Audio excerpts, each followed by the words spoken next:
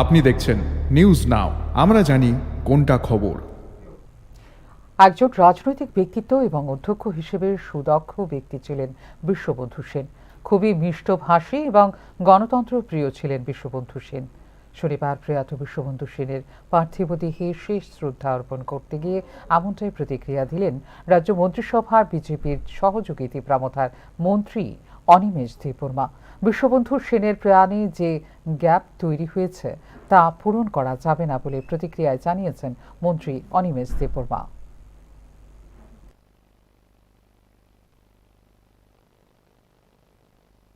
একজন ব্যক্তি, আমার সাথে ওনার প্রায় 25 বছরের পরিচয়। শুরু থেকেই খুব মিষ্টভাষী লোক ছিলেন উনি। আমি যখন এমএলএ ছিলাম উনি এমএলএ ছিলেন, উনি যখন এমএলএ ছিলেন আমি এমএলএ ছিলাম, তবু আমাদের কথা হতো। এবং খুব সুদক্ষ ব্যক্তি, আপনারা নিশ্চয়ই দেখেছেন আমি লিডার অফ অপোজিশন ছিলাম, তখন ওনার স্পিকারের যে কর্মসূচিগুলো উনি খুব ভালোভাবে পালন করতেন। বিরোধীদের সেই সময় কিন্তু উনি খুব মর্যাদা দিয়ে সমস্ত কিছু কাজ করতেন।